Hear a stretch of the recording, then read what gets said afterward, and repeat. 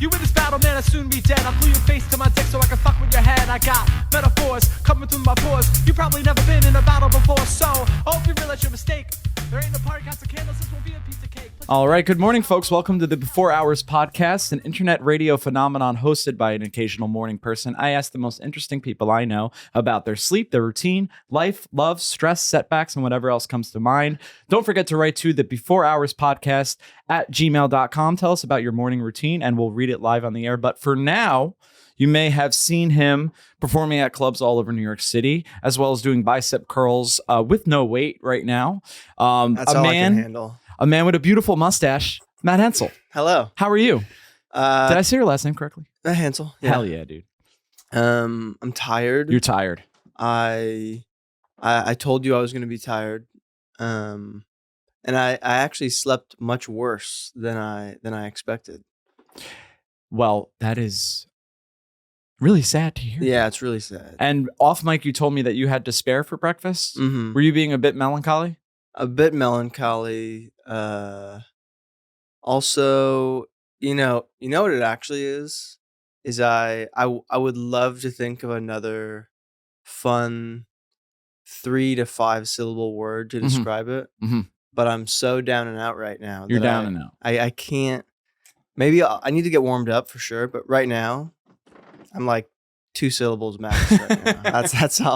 That's all I can handle. So you're saying, despite the fact that you were just doing bicep curls, that I'll be doing the heavy lifting today? Probably, yeah. Okay. And again, there was no weight in the curls, so that's it's a posturing act that probably comes from like some sort of deep seated insecurity, and needing to make a scene to feel seen. Okay. But yeah. Yeah. I will say, so this is episode number 3 that we're recording, Matt, and every single person has done some sort of bit while I'm doing the intro. Of course. Because of how ridiculous the intro is. I mean, more than anything, it is probably comedians' inability to just sit still and listen for a little bit. It's like, all right, something is happening. That it maybe isn't about me right now. Let's figure out if we can make that change. Dude, I hate when things aren't about me. It's stupid. it doesn't make any sense. Yeah. It's interesting. So Matt is a comedian, as am I. And a lot of times we'll be in the back of the room waiting for our turn to go up. And I like to watch the other comedians and what they do. And a lot of comics, instead of watching the show to get a sense of what the room is like before they go up. I'm talking shit about my peers, by the way, I'm aware. But they'll just be on their phone. And I hate to sound like a boomer and be like, get off your phone. But I'm like, it might be helpful to get off your phone in this scenario. Yeah, I mean, well, open mics often suck enough on their own. It would be just, even if it's 10% more helpful to just pay attention a little bit. And some days you don't have it in you. I get that, but I've had it so bad one time. I was floored that this had happened. And no, folks, I will not name names, but I was at a show. So not an open mic, but a show where we have a responsibility to make the common folk laugh. And so I'm hosting. I started the show doing crowd work. And there's this phenomenon in comedy where a comic will show up late to a show, hasn't seen the crowd work, and starts doing the same crowd work. Yeah. Where are you guys from? And they like hesitate because they're like, but we were just asked where they're from. And then the comedian's like, you're stupid for not immediately answering. Biggest comedy pet peeve of mine. But this was even worse because the first comic on the show after me comes up. She had been in the room the whole time, but was just like on her phone. And so not even 10 minutes had gone by before she asked the same people the same questions that I had already asked them. And I was floored that could have happened. How did the audience respond? Pretty much the just probably a little bewildered, a little. Because yeah, she was like, how long have you guys been together? Which is, a brilliant question. That's how I like to start. That's how I like, Yeah. that's honestly, if you're a comedian watching this, please don't ask the audience members how long they've been in a relationship before, because that's kind of my thing. That's it. Yeah. It's a Bobby. I'm That's the actually Bobby working Sheen on special. cop. So I think she had also asked, and then there was like a moment of hesitation, and she was like, "Oh, I'm sorry, is this a difficult question?" And it's just incredibly unlikable, Yeah, and they've already been asked it. Mhm. It's a whole. There was a couple on a first date at my most recent show where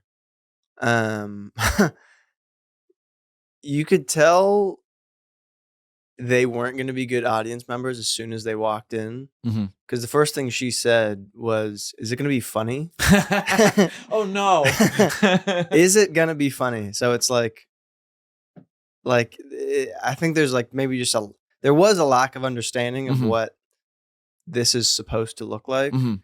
And so the host is often asking questions, trying to get audience engagement. So the host is they're in the front row. They are the first or directly in front of where the comic stands. They're right there. Host is like asking them questions. And so then, because they've never been to a comedy show, they don't understand that is just like, the host thing. Mhm. And so then the first comic gets no. up and they're not talking to them. Uh-huh. And then she just goes, "Why aren't you talking to us?" Oh, that's hilarious. And the comic's just like, "Because this joke isn't about you. This joke is about being a 7-foot tall Asian guy, and you have no idea what there's nothing that has nothing to do with you." Mhm. She's just like, "I don't feel it. I don't feel the blood." And people were like, "The blood? What? Blood? I don't know."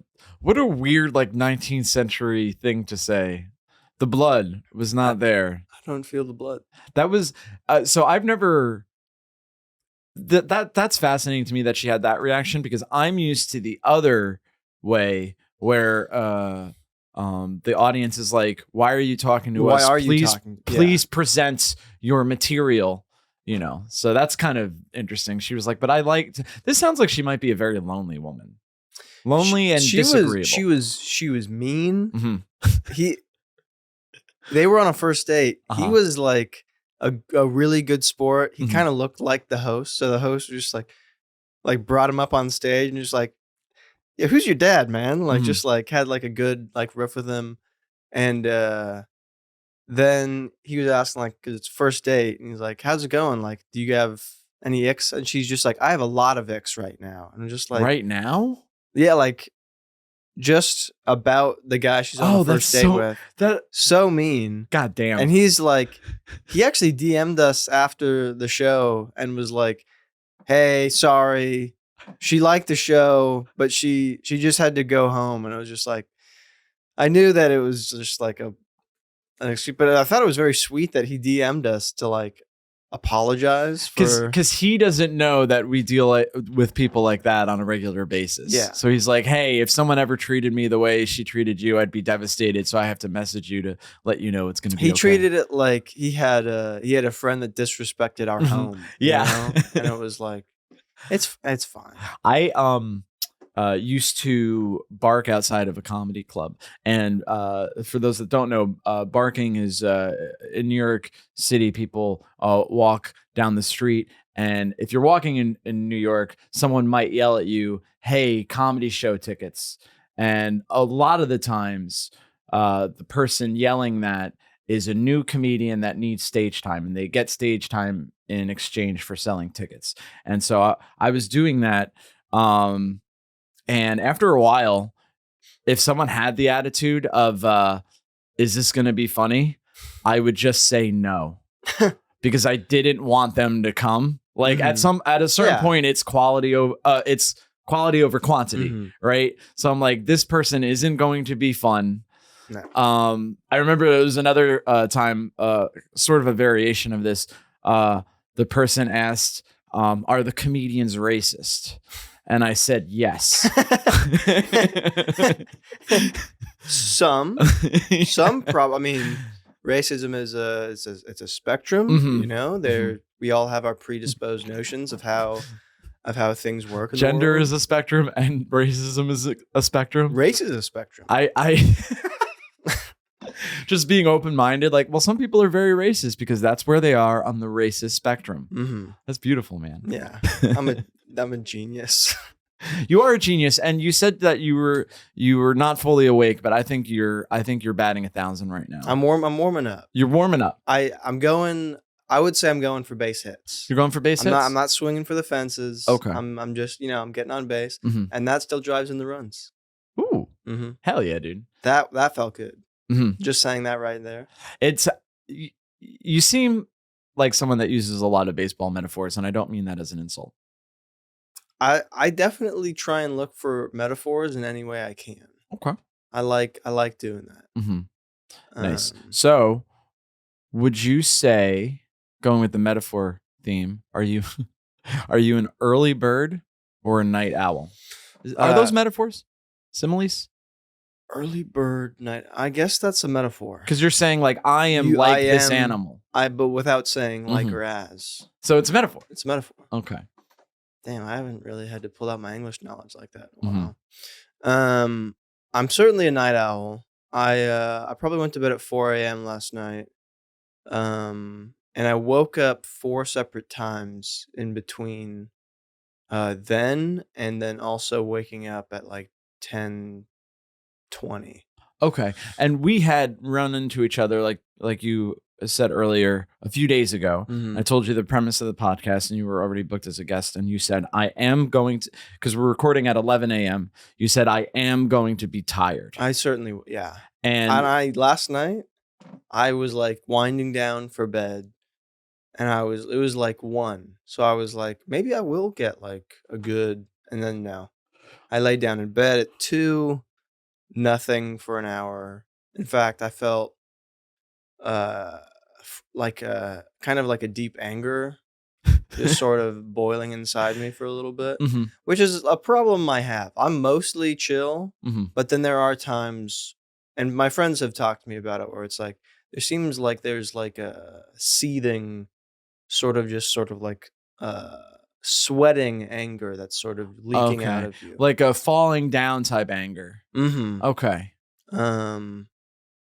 And I don't think it doesn't have like a huge effect on my life, but it's there, Okay. and I acknowledge it. Mhm. And last night I had a bad night at work. Mhm. I wasn't supposed to be working last night. I don't Mhm. usually work nights, Mhm. but I did. It went very poorly, and I think even though I don't believe in maybe the sense of the Christian God, I was upset at God last night. Oh. Mm-hmm. Okay. Or the cosmos or whatever. Yeah, Mhm. just yeah, and then you have to do the whole thing where you have to like walk yourself down, and you're like, okay, I feel this way because it's some sort of thing with my ego Mhm. or whatever, and then you have to say sorry, God. Mhm. Christ is cool. Christ is cool. Praise Allah. Christ is cool sounds like something like the hip Christian kids would like wear as a t-shirt. Oh, for sure. Like, in the 80s, it was like choose life, but it was like a tie-dye t-shirt. So they were Mhm. like, okay, that's not, that's not, that's that's actually pretty cool. that guy's not a nerd. He's wearing a colorful T-shirt. Virginity rocks. Yeah. Damn. Well, that's interesting because I was going to ask what keeps you up at night. Are you a person that has trouble falling asleep on the regular? Yeah. Okay. For sure. And is it usually, so last night it was that you were kind of upset. Is Yeah. that usually what it is, or is it No, different? it could be anything. Okay. I've always been someone who's had like a hard time sleeping, but it's typically last night was unusual. Mhm. But typically, once I am asleep, Yeah. I'm very asleep. Ooh, okay. So you like don't. once I'm down, I'm down. Okay. I don't snore. I don't toss or turn. I don't do any of the mumbo jumbo. I'm down, and I, like a good Christian, I stay in my slumber. I don't know if Christians sleep. I don't know if that's a thing that is in the Bible is quality of sleep. It's not one of the stereotypes that Christians have is that they sleep, although that does sound very biblical. He went to sleep and nonetheless had slumbered or whatever. Mm-hmm. Honestly, though, if I'm gonna say it, I think I would assume. I don't know. I would say any deeply religious person might not sleep as well because they do have such a innate fear of God that I would imagine would be very all-consuming. So I had read I was reading about death anxiety because I was curious what, if any, relationship there is between religiosity and death anxiety. Because I'm not religious. I'm an atheist, and I have zero death anxiety. I have like pain anxiety. I have failure anxiety, but the idea that like it's going to be over doesn't bum me out like in the least bit. So I was curious if is failure anxiety not death anxiety in some respect, though? No, I don't think so, because failure anxiety is more like suffering anxiety. It's because it's like I'm an old man that still has to worry about money. That's what failure that sucks. Because the life I want as a old man whose body is inevitably failing is that I at least don't have to think about money. Yeah. That if I'm not lonely and I'm not poor as an old person, I fucking did it. You know what I mean? But like death anxiety to me, in my opinion, death is just lights out. So there's nothing to be afraid of. You know, it bums me out. I'm like, I would like for this to continue indefinitely, but like if it happened right now, it's no longer my problem. It would be like, the podcast, my problem. It would be for sure be Connor's problem. If you died right now, I'm sure. I mean, luckily it's being recorded because thank God, that would be such a mess. I'm sure. I mean, you'd almost certainly shit your pants. Yeah. If you were get an erection. If you got an erection, we'd have a lot of explaining to do. If you died right now, we would be in trouble for sure. Yeah, I think so. It would certainly be like a new clause in the contract. Like the studio is if not you die liable for death. That's or on. Yeah, injury. that's on you. Podcasting is dangerous, and you agree to do it on your own free will. Yeah. Honestly, I'd wait a little bit. Be like, okay, Bobby's dead. Mourn for the correct amount of time. But also, can I get the audio because I will also. It's I can now say podcasting is dangerous. Yeah,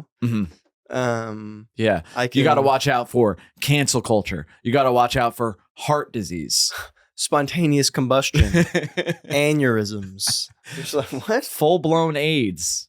That's what you got it miraculously during the podcast, and then died of it. That's just how great this conversation was. Is that it gave me AIDS? Yeah, it was so sexy. The kind of sex where it's so good you can only get AIDS from it. Yes. God, that's got to be good. Very funny comedian of mine, Jeff Greenspan. He's a gay guy, and he talks about, he's older too. He's like in his 50s.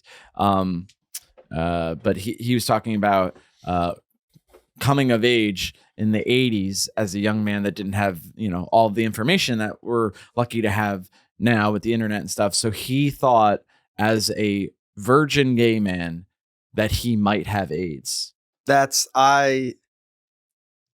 I love when anyone has that kind of anxiety. I love it because I don't, but I'm always fascinated as to how people get to certain conclusions. I always think it's funny.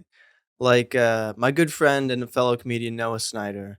Shout out to Noah. Shout out to Noah. I love you, my sweet baby boy. You want to drop his socials real quick? At Noah_Snyder. He hosts Kiwi Bagel with me. Kiwi Bagel Comedy on Instagram. He is so neurotic. It is so funny to watch him because he quit his job and got another job. And he emailed his new job about like the starting schedule. They didn't get back to him in like 2 hours. So he's like, I don't know, maybe they just decided that I'm not hired anymore. Even though they went through like all this paperwork, did like his social security number, just like, I don't know. I think it's like, and then he talks the whole thing through. He's like, maybe I don't have a job, then I don't have money. I'm gonna have to like, I'm not gonna be able to. I'm not gonna be able to pay rent. I might have to move in with my girlfriend, and just like this whole unpacking. And it's like, dude, it's 3 p.m. Yeah. Like they will get back to you. Oh my God, that sounds so stressful. I know. And then it is funny to watch people be like fully like expect the worst in what I think is a very irrational way. And I think in some respect he does as well. But I mean, yeah, gay virgin AIDS. That's honestly the name of my new band. Gay virgin AIDS. So to put a bow on this death anxiety thing, I read this paper, Who Has the Biggest Death Anxiety, and it's people that are kind of religious. The reason being is that very religious people that, at least in their mind, know that they're doing the right thing. Like, I go to church. I donate to charity. They're like, when I die, it's nothing to be anxious about because I'm going to heaven. Yeah. And like totally atheistic people, they're like, not same thing. They're like, it's lights out. What's there to be anxious about? The people that are most anxious are like, I think something's next, and I don't know if I've prepared for it. You know what I mean? Yeah. I mean, that's, I think I'll hit that when I become like a third Muslim. A third Muslim? I think I'll be like a third Muslim, half atheist, and then a mix of, what was the first monotheistic religion? It starts with a Z. Oh, I do know what you're talking about, right? But I don't. It's kind of forgotten in terms of, because it was the first one. Is it? It's honestly disrespectful that I don't remember. Yeah, you guys, write to the Before Hours podcast at gmail.com if you know what we're talking about. I think there's like only 60,000 people who are even still in it now. That must not have like the appealing story that like the Abrahamic religions have, because really, like the big three. What a great story. Yeah. You know, and it's various like actually, I'm actually not gonna give light to it, because I actually think it's bold for them to say they're the first monotheistic religion. I think that's actually not true, and I think that's some history rewriting. And for some reason, I've become very passionate about like history rewriting in the past 3 or 4 years. Revisionist history. Yes. Okay. I don't like it. Okay. I think the story should be told as it is, not as we want it to be. So if there's any adherence to the mysterious Z religion, you're on notice. Sorry. Matt has put you on notice. I thought for sure you were going to go with like slavery or holocaust. Like, I thought you were going to try and bury me into that sort of thing. That seems kind of rude to do at 11 a.m. Yeah. We'll save the heavy hitting stuff for, like towards the end of the podcast. Yeah. But right now we're just sort of worried about, you being angry at night and not being able to fall asleep. Yeah. It's very important. I mean, sleep is important. I honestly, I used to neglect sleep quite a bit, but now I am trying to be better about it. And I'd say for the most part I am, but some days. So do you have a bedtime routine? Because I feel like the winding down routine, you mentioned winding down. I think that's very important. So typically I try and I'm not very good at it, if I'm being totally honest. I try and like not look at my screen right before bed, but it's like typically when I'm like about to knock out, it is listening to a podcast. Okay. That I'd say that is probably the most consistent part of it, is that I do need some sort of filler audio and white noise doesn't really do it for me. Mhm. But like a mundane conversation, usually amongst like comedians, Mhm. I will like fall asleep. So to. will you listen to this episode to fall asleep? I might. Yeah. Who knows? I find that I also have to fall asleep with something on in the background, and I feel like the people that don't might be Zen masters. Like they're like, well, the lights are off now and my eyes are closed and I'm asleep in 15 minutes. One of my best friend growing up from childhood. I mean, I do not know how he does it. Mm-hmm. He turns his brain off immediately. Okay. He's like a back sleeper, but he literally like not cocoon. Like a coffin, like Coffin, laying yeah, down yeah. with his hands across his chest. So he like coffins. He just lies down, and then in 2 minutes he is fully asleep. That's Just- amazing. And I do not understand it. Mm-hmm. He baffles me because I've known him every day of my life, Mm-hmm. and yet I do not understand how he works at all. Yeah. He doesn't have the I think comedian Doug Stanhope described it this way. It is the carnival in your head that goes off once all the distractions are gone.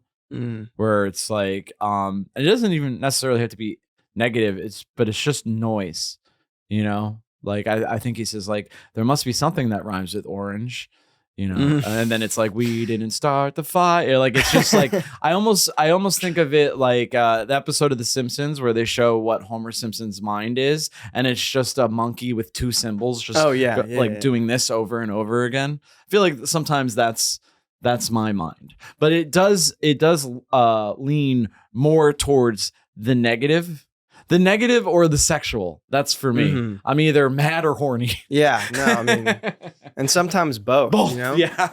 I mean, there are times, and I've talked about this with friends, especially when it's like, you know, summer in New York, and I mean the amount of gorgeous people that live here. Mm-hmm. I mean, you will just walk around and be like, that's crazy. Yeah. It's not fair. Mm-hmm. I don't think it's right.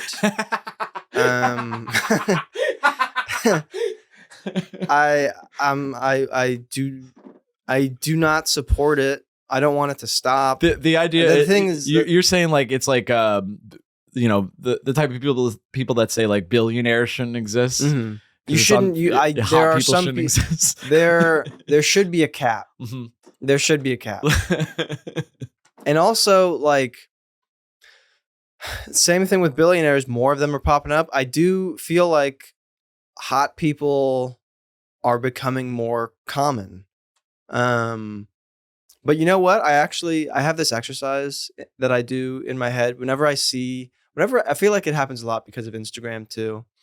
Whenever I feel like I see too many hot people or beautiful people, I like make it a goal to like go to just a regular public space Mm-hmm. where there probably will just be like regular. Mm-hmm. Like I'll go to a the couple grocery. of Bobby Sheens and Matt Hansells Yeah, rocking around. I'll go to the grocery store and not like a Whole Foods, Mm-hmm. not a Trader Joe's, not where young hot people Mm-hmm. hang out.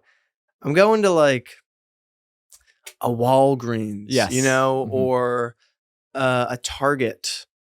And I'm just like, wow, not a lot going for these people. And a secure guy walks by and he's like, can I help you with something, sir? And you're like, no, I'm just looking at the uglies. No, or the security guard comes up to me and is like, can I help you with something? I was like, you already did, man. You already did. You are a Wisconsin 6 and nothing brings me greater joy. Mm-hmm. Um, Yeah, I feel like any major city, but especially New York, attracts high conscientious people. And here's a big one, wealthy people. Because I feel like it is easier to be hot when you are wealthy. If you have genetics plus money, all you got to do is not fuck it up. Yeah. And you know what's crazy? They fuck it up. I mean, it's wild what like a hot, rich New York local can do to their lives because it doesn't matter. Mhm. But I think as far, maybe not in the results way, but in the way they live their life, it is chaotic and not healthy. Yeah, a hot person that doesn't sleep very well and drinks a lot of alcohol, like eventually they'll be back to, shall we say, our level. I don't even view it as that. Mhm. I just don't think that is a good life. Okay. And I try not to view things as like, if I do this, then this will happen, sort of thing. As far as like an overtime period, like, but it's like, if this is the process that I'm working with, Yeah. I don't think that will be a good process. Like, I don't think it's fun to like get drunk, yell at everybody, and then just be like, that's just what I do. Yeah, I'm a Like, bad bitch. yeah. You have no interest in being a bad bitch. I don't. Mhm. I would love. I think I would love to be silly as much as possible. You are a silly goose. I would love it. Now, do you not drink at all? I drink. Oh, you I drink? drank last night. Uh-huh. Probably more than I would have liked to, but Mhm. it was a very bad shift at work. I was working a double, and it was 4th of July. I was very tired and upset. And it did make me feel a little bit better in the moment, but probably led to me not sleeping as well. Yeah. I also have this thing now where in the past 2 years, if I drink too much, I just will get sick. Not even Okay. no, like if I drink 3 days in a week, next week I'm sick for sure. So I'm very selective about when I drink Mhm. because I like it. I do like it, but I also don't like being sick. Yeah. And I think it allows me to live in general, more healthy life. Mhm. I typically feel better. I sleep better. It's probably for the best that I don't do that. But there are times where I wish I could, like, I went out last night. I'd love to go out again tonight, Mhm. but maybe I shouldn't because Mhm. because I'll get sick. My lymph nodes get really swollen. I don't like it. Okay. Your lymph nodes get. That's My interesting. lymph nodes right up here, they Mhm. get very swollen. It hurts. I've had a recurring thing where my uvula swells up. So I know what a uvula is, but for people like the listening, punching bag at the back of your throat. Oh, okay. So that will become about 3 to 4 times its regular size, and it will droop down and hang Oh, on my jeez. tongue. Are you allergic to alcohol? No, Huh. because I drank for years and years before that. Mm-hmm. It was fine. Oh, it's like an age thing. I think it's an age thing. Oh, interesting. Or it's either a post-COVID thing. I've had COVID twice now. Okay.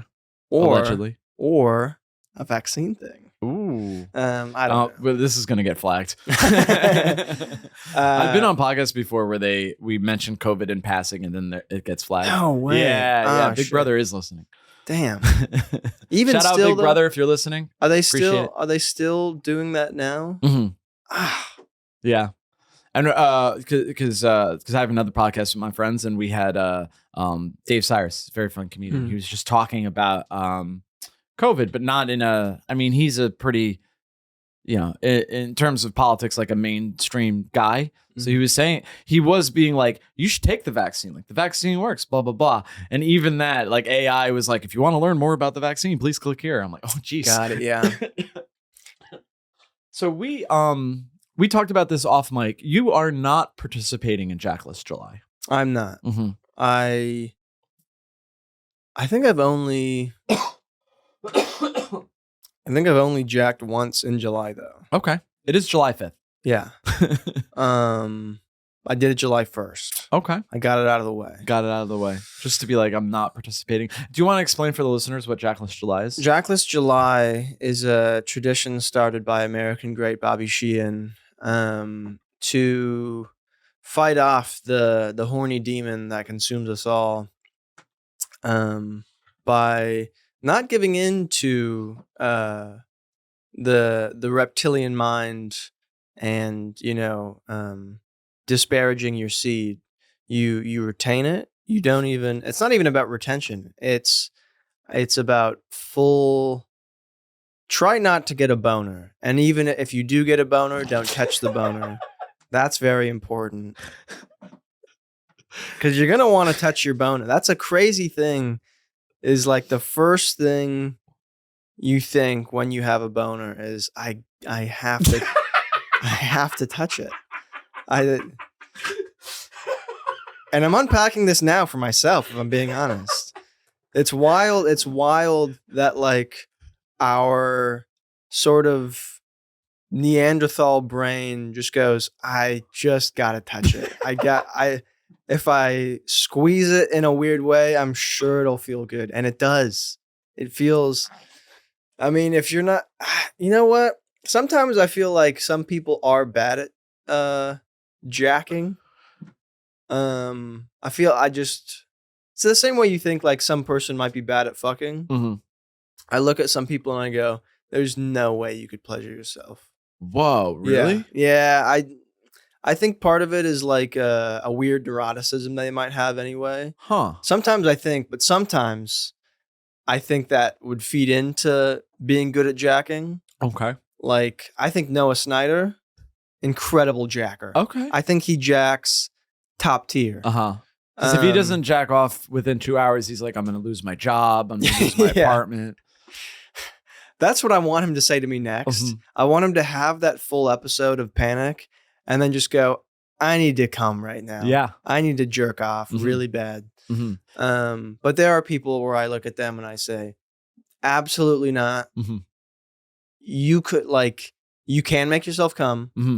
And I think that's, like a physiological, biological response to certain stimulus, but I don't think it's good. So I think that there are women that can't make themselves come. No offense, ladies. Shout out to ladies. But men, I feel like, because it's so easy, it's up, down, up, down, up, down. No. Have you met a man that's like, I can't come, I can't make myself come? I don't think he would admit it. Oh, okay. This is my first step in uncovering a big thing. And honestly, for the men out there that are bad at jacking off, it's okay. It's fine. It's fine. Don't feel like a jerk. Don't Pun feel intended. like a jerk. And also, if you feel like you can't do it yourself, explore other options. You know. Don't get a fleshlight though. Don't get a fleshlight. Get a $7,000 fuck doll with AI, moving eyes, and full voice box and everything. Okay. Abandon your family. Spend all the money you have on that. If you don't have that money, borrow it for sure. Borrow it. It is worth it. Get a payday loan. Those are great. The fact that you are bad at jacking means you should prioritize getting the absolute best. You are incapable of self-love and you need assistance. So spend that I'm sure there's some for $100,000. Don't do that. If you're bad at jacking off, chances are you're poor and a loser. That's not true. You could be rich, and I feel like there's rich people who are bad at jacking off. I will say that. The billionaire class might be some of the worst. Actually, some of them might be good. All right. I need to have this conversation. We're pivoting. Get the sex doll. Do whatever you like. Which billionaires do you feel like are good? And like we're gonna rattle a few off. Who do you think is a good jacker and a bad jacker? See, I feel like I don't want to, because you don't want to. No, I want to yes and this bit, but it's so far beyond my understanding of human nature. I'm not on board with the premise. Is basically what I'm saying. I don't think that there's any man that gets an erection and looks down on it and goes, I don't know what to do. No, it's not that. Okay. It's not that. It's he is doing it, and maybe he doesn't know any better. I think I you know what it is? I think of it as like, if you have only ever had $2 wine. Okay. It's or $2 steak. Okay. It's there. Uh-huh. It has it will get the job done. It is to be consumed. But when you compare it to, say, a $500 bottle of wine or an A5 Wagyu steak, that's sort of more of what I'm equating it to. You can eat it the same way you can jack it and you can come. It's that. So when you compare the two, you're like, oh, this is why would I eat this when this is there? So I think they're unaware. I think they're unaware as to how good they could be at jacking. So is the argument like billionaires, they Mhm. get pussy, but working class heroes like us who get less pussy, Mm-hmm. it's almost like they say like deaf people can see better and blind people can hear better. Is it that sort of thing where it's like, I might not get a bunch of pussy, but I know how to teach little Bobby who his daddy is? Yeah, Okay. I think there are ways that the universe balances things out. Okay. That's, yeah. So I guess it's then bad jackers and good jackers is like old money and new money. The parallel is almost like perfect Mhm. because old money, they've been fucking whores since they were 15. Mhm. I'm sorry, sex workers. But new money, I feel like new money, like Mark Zuckerberg was who I do not look like at all. But I feel like he was jacking off for a long time before he, founded the Facebook. Interesting. See, I look at Mark Zuckerberg. I think bad jacker. Okay. I think bad jacker. Okay. And by the way, when we say Mark Zuckerberg is a bad jacker, that's just Matt's opinion. Yeah. It's not. I don't know. Yeah. He's not diagnosing anybody. He's only speculating about what could be happening in a situation like this. Mhm. So, but why would you say that about Mark? I don't see it in his eyes. I'll say he's a bad jacker. I'll also say he's probably a bad fuck as well. Okay. I think most things that have to deal with sort of the interpersonal human connection, even self connection, Mhm. because I think the connection you have with yourself is a very important one. Mhm. I don't think he's good at any of that. I think he Okay. has dead eyes, lifeless. I don't think, honestly, I think with him, it's that he doesn't have enough charisma to make himself come. I think he looks at himself doing that and goes, no.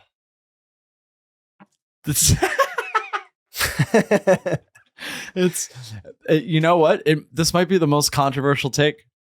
Yeah. Podcasters, they want to have a hot take, and this is a take so strange Mhm. that I wouldn't. If you said make up a strange take, I wouldn't have been able to.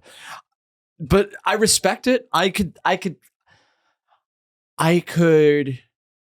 Because the old joke is like a man can't find the clit, or a man just like fucks robotically. He has no sense of like what women like. Yeah. Or a man's like mind is poisoned by porn. But a man who, it's almost like the same type of person that can't dance. Mm-hmm. They also don't know. Yeah. I mean, yeah. But But I think people who can't dance could be good at jacking. I don't understand this at all.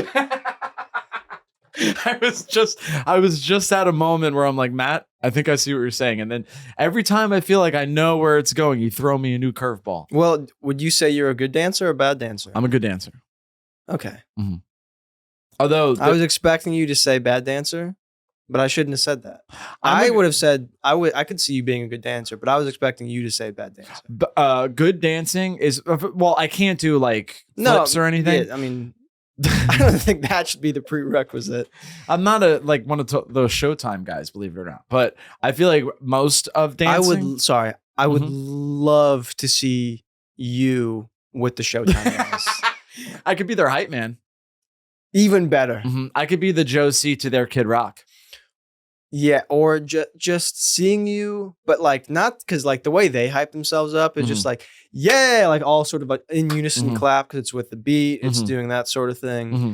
I would love to see you like WWE fan or like early UFC days fan like just absolutely just yeah, just every time they do like something super cool. Where even like they're rattled by it.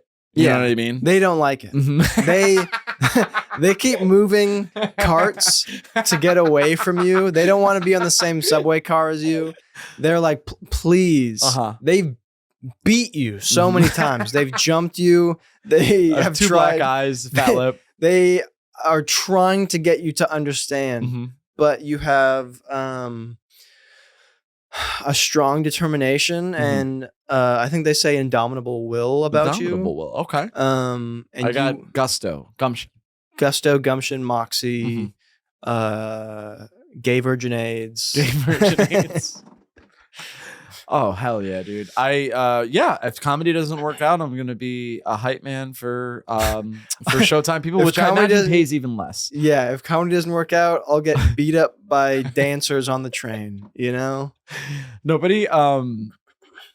I don't think I have respect for anybody less than the type of person on the train that is excited for the Showtime people.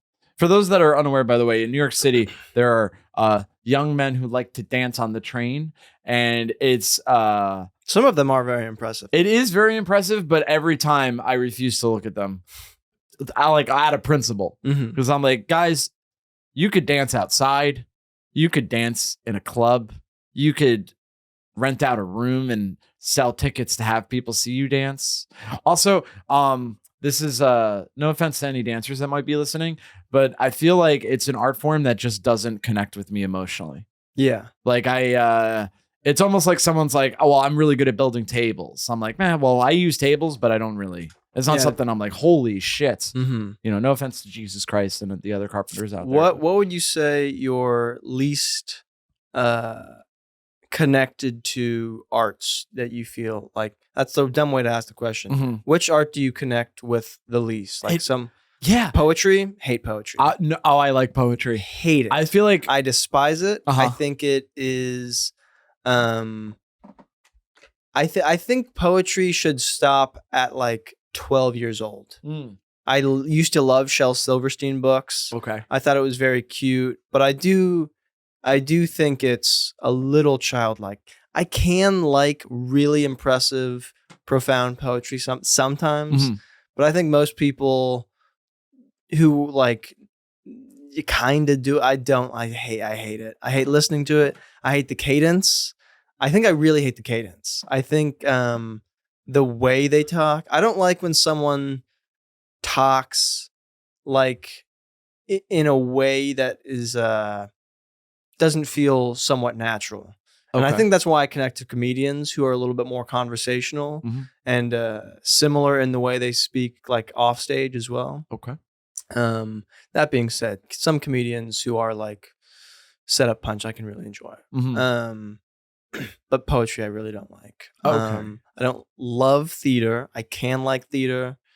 What are yours? I think that I think it might be dancing. Think athletics in general. Like I enjoy watching a game as a social event with other people that like it, but I would never watch one by myself. And I feel like of the arts, dancing might be like the most athletic art, you know what I mean?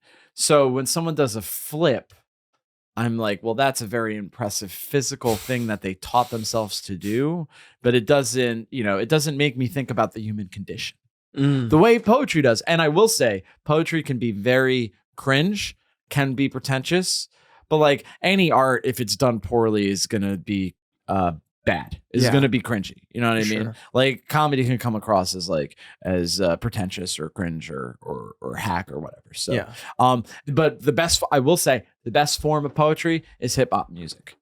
Yeah. Like I think in my mind, like any poetry before hip hop is like people trying to do hip hop without knowing that it exists yet. That's interesting. And so when people do poetry now, I'm like, why don't you just rap? Yeah, I guess that's fair. I think what you helped me just realize is that it is the air of pretentiousness around poetry that I don't like. I don't like the snaps. Because I guess it's sort of strange to interrupt a poet with actual loud clapping. For sure. I get it. Mm-hmm. I don't like it. Yeah. I don't like it. I don't like the snaps. I don't like the So you might be talking about spoken word, which is a type of poetry, but it's like. But I also don't like other poetry. Oh, I see. Okay. But I really don't like that. A book of poems, you're not even fucking. No way. Okay. No. Mm-hmm. No. Oh, this is interesting. Yeah. We were talking about Walt Whitman before the episode. Yeah. Walt Whitman can suck my dick. Walt Whitman, I'm reading a biography about him now. I'm not even the biggest fan of his poetry, but I do like the era of American history before, during, and after the Civil War. I think that's very interesting. And he was around during that time. And so like he wrote a bunch of poems about Lincoln. So I was just like, okay, a non-politician, non-general that just existed in that time. What was his life like? And I will say that he's very pretentious. He comes off as pretentious because, not just because he's a poet, he had, are you familiar? And this is going to sound like a curveball, but do you know phrenology? Oh, yeah. So I think I had a friend with a phrenology skull in high school. Really? That sounds illegal. I don't know. I haven't talked to him, honestly, since high school. But, yeah, we saw that at like a party, 4th of July party, actually. Okay. That we don't know if it was like real or not, but we didn't like it.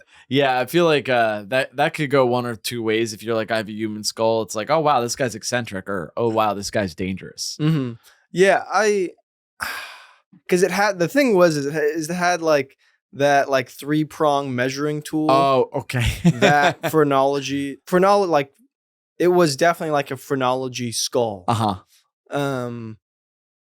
And whether that's like a history thing, or what, I don't know. And honestly, what was crazy to me was that only a few of us realized what it was like immediately. Yeah. Very, very strange. Sorry, you were talking about history phrenology. I interrupted. Yeah. So when I was reading about it, my conception of phrenology is that it was just a vehicle for racism. And it was that, but apparently that's not all it was. So those that are unfamiliar, phrenology was a pseudoscience popular in I believe just the 19th century. And it was basically like, we could tell your intelligence, your personality, et cetera, by measuring your skull and feeling for how your skull is shaped and how big your skull is. And then, of course, part of that was being like, and Black people and Native Americans have different skulls, which is not true, but like that was just sort of, to push a pseudoscientific racism. But it wasn't just that. It was also like, if you were a rich person, you might be excited about this new technology, quote unquote, air quotes technology, and have your skull done and have a quote unquote doctor tell you like, this is how your skull's shaped and this is the blah, blah, blah. And so Walt Whitman was a big fan of this, had his own skull examined, apparently got high scores. God, I bet he loved that. He so this is in the book. He had the report that he would show visitors on a regular basis. Like you wanted to see how it was the precursor to, how like when someone tells you they're in Mensa and you're like, ugh, get me away from this person. For sure. It was like the 19th century version of that. He's like, look at my skull report. Yeah. I once had this kid I played rugby with in high school who paid, I want to say $80 for an IQ test. That told him he had like a 165 IQ. Oh my Mind God. you, everyone knows this kid is dumb as bricks. Yeah. So unbelievably stupid.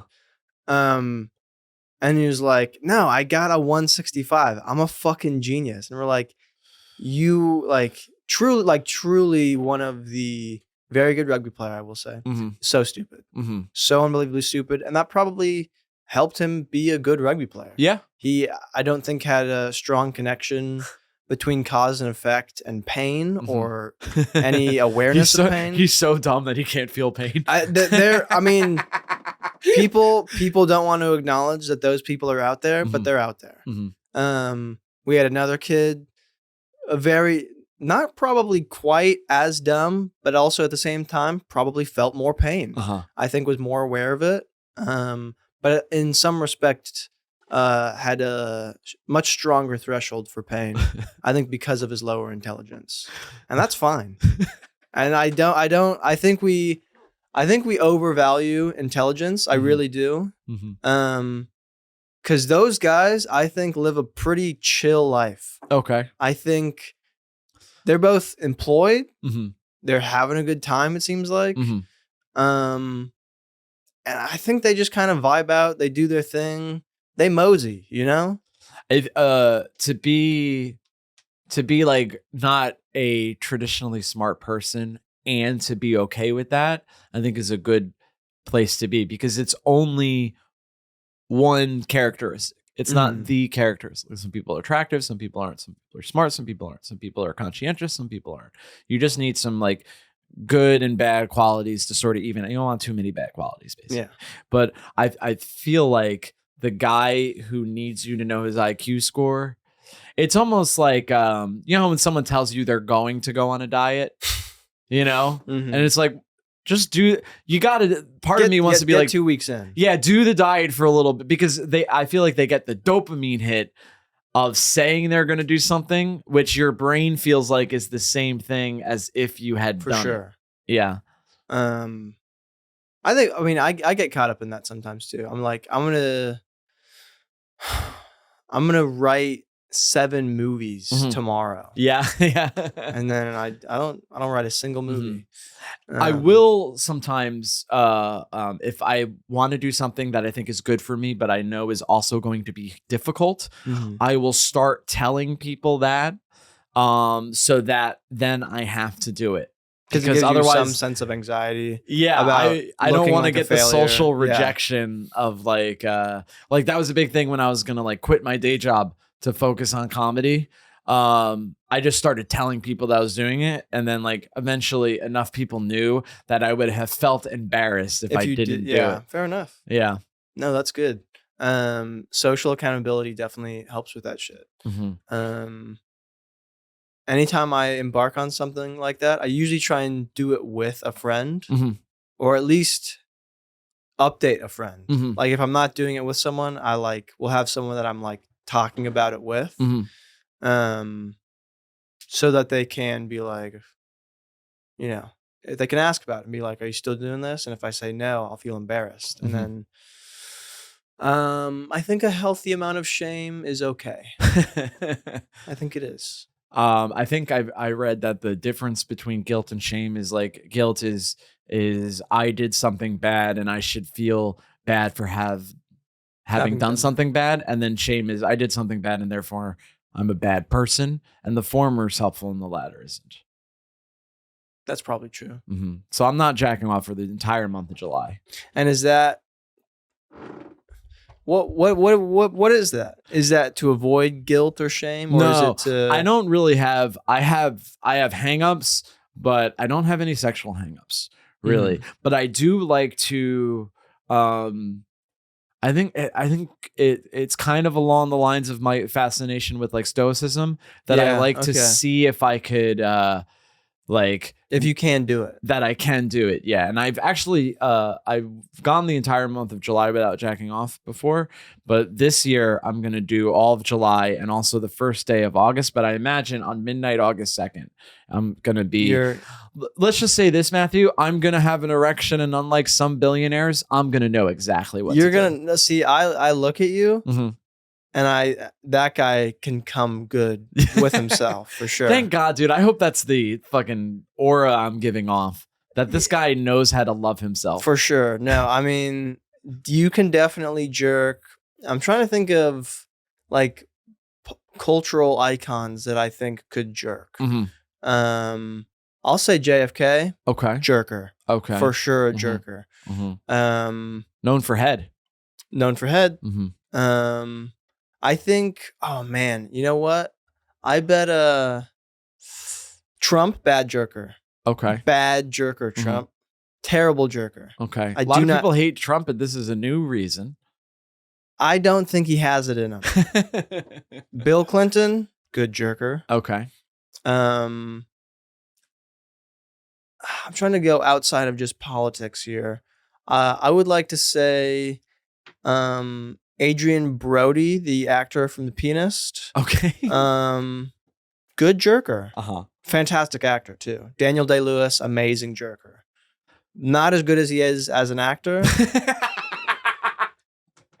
but close. Well, that is as great of a place as any to end, Matt. Daniel Day-Lewis, okay jerker, but better actor. 8 out of 10 jerker, Mhm. 10 out of 10 actor. Well, guys, we talked a lot about jerking off. So if you have a jerk off routine, please email the before hour podcast at gmail.com. Can you tell people where to follow you? On Instagram at Matt Hansell with 2 L's .biz. You can also follow Kiwi Bagel Comedy on Instagram. You can follow me home. That's such a I didn't need to do that, guys. I did not need to do that. Don't follow me home. I live at no, never mind. We're gonna bleep that last part out. We're gonna bleep the part where he says his full address. Well, guys, thanks for joining us. Please follow Matt on Instagram and his comedy show. And remember, folks, early to bed, early to rise makes a man healthy, wealthy, and wise. I'm just playing night owls. You know I love you. Thank you.